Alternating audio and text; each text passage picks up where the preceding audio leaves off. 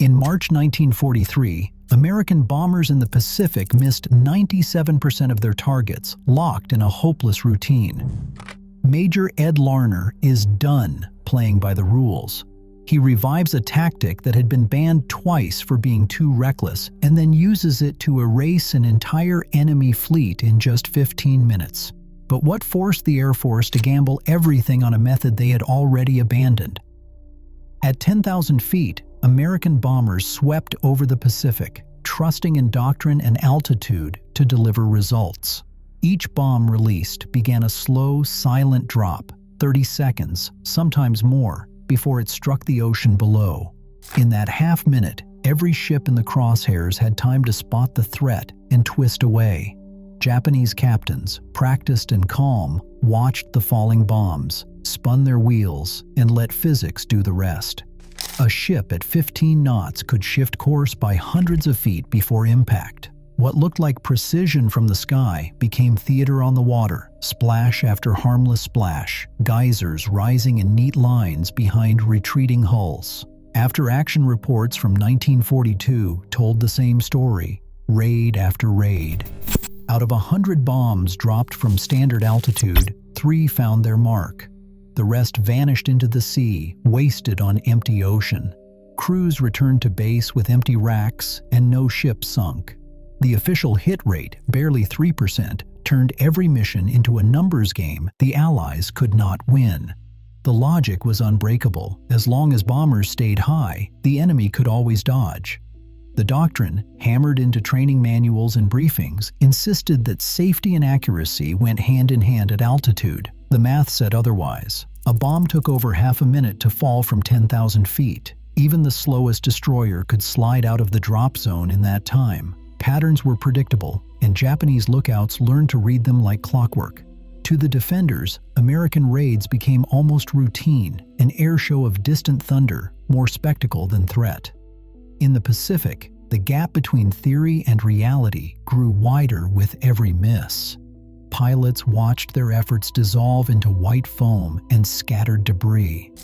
The enemy's supply lines stayed open. The war, measured in tons of bombs and gallons of fuel, ground on without progress. High above the ocean, the doctrine that promised results delivered only frustration and futility. Something fundamental had to change, or the Allies would keep losing the same battle, one failed run at a time.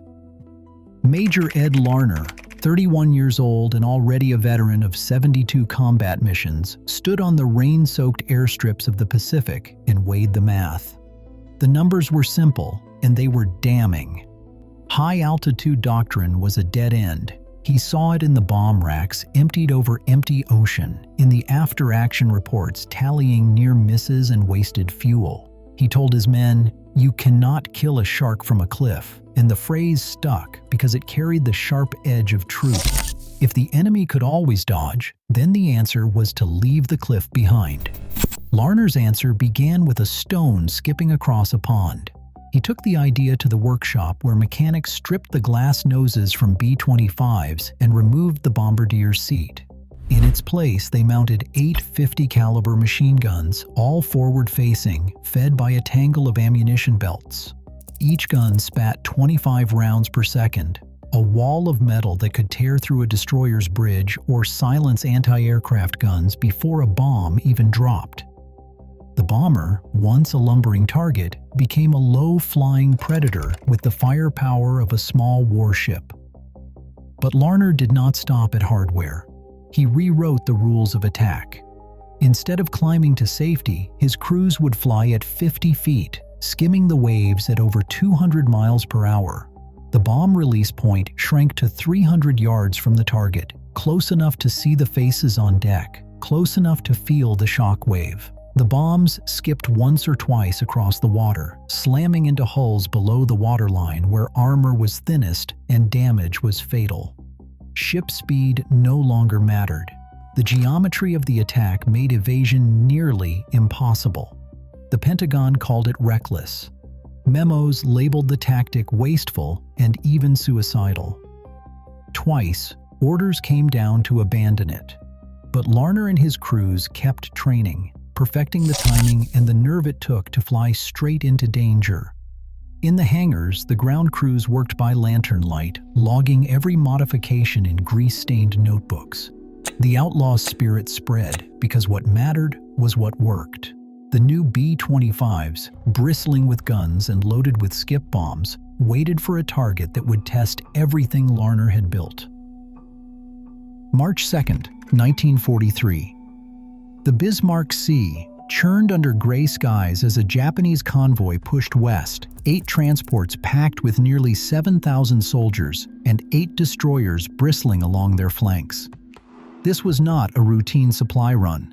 If these ships reached New Guinea, the Allied campaign in the jungle would collapse. Every lookout on every deck scanned the horizon, nerves stretched thin by days of warnings. Somewhere out there, American bombers waited. From the cockpit of his modified B-25, Major Ed Larner studied the convoy shape on his map. The standard playbook called for altitude and distance, but Larner's mind was set. 9 B-25s, each stripped for speed and bristling with forward guns, skimmed just 30 to 50 feet above the water, low enough to taste the salt spray, low enough to slip beneath radar. Engines drummed a steady threat. He gave one order: go low. The formation pressed forward, every pilot locked on the lead ship, nerves tight as piano wire. On the Japanese decks, officers raised binoculars, expecting the distant shimmer of high-altitude bombers. Instead, the horizon fractured. 9 American aircraft, impossibly close, raced straight at the convoy's heart. Alarms blared. Anti-aircraft crews scrambled, but the attackers were already inside the defensive ring. Each B-25 lined up for a run. The plan was brutal in its clarity: strafe first, bomb second. Larner's voice crackled over the radio, keeping the formation tight. The margin for error was measured in feet and seconds. This was not doctrine. This was something else, an outlaw move born from desperation and calculation, with everything riding on its success. The moment before contact hung heavy. The fate of the campaign balanced on the edge of a single, illegal order. 15 minutes. That is how long it took for the new tactic to turn the Bismarck Sea into a graveyard. The first bombs skipped across the waves and punched through steel hulls, detonating deep inside the transports. Flames leapt from the decks as ammunition stores exploded. In the chaos, destroyers tried to shield the wounded ships, but the B-25 bombers pressed in, guns blazing. Bridges vanished in sheets of splinters and smoke. Anti-aircraft crews caught in the open had no time to reload. All 8 transports lay sinking or ablaze within a quarter of an hour. 4 destroyers joined them, torn open by explosions that sent oil and debris boiling to the surface. The water, moments before calm and blue, ran black with fuel and was dotted with lifeboats. Some Japanese soldiers leapt into the sea, only to find themselves surrounded by burning wreckage. The attack's precision stunned even the men who carried it out. They had trained for weeks, but nothing prepared them for the sight of a fleet erased so quickly. The numbers told the story. Before skip bombing, a 3% hit rate. Now, nearly 72% of bombs found their mark. For the first time, air power had not just harassed a convoy, it had annihilated it. The battle's outcome echoed far beyond the Bismarck Sea. Japanese commanders abandoned hopes of reinforcing New Guinea by ship. Allied pilots realized that, given the right tools and tactics, they could change the course of the war in a single sortie. But victory came with a hidden cost. Larner had trained 62 pilots for these missions, knowing that nearly a third might never return. Flying at mast height, straight into gunfire, demanded more than skill. It demanded a willingness to gamble everything. After the Bismarck Sea, Larner refused promotion. He transferred to flying C-47 transport aircraft, trading the chaos of combat for the steady hum of supply runs. When he died in 1997, his obituary barely mentioned the battle that had changed air warfare forever. The price of innovation was paid not just in enemy ships, but in the lives and memories of those who dared to fly lower than anyone thought possible. Innovation, even when forbidden, reshapes the battlefield. Its cost rarely matches the headlines. Today, as militaries debate autonomous tactics and AI-driven warfare, the lesson stands: what we ban for being too reckless may become tomorrow's necessity. Progress always tests the line between survival and sacrifice. What do you think?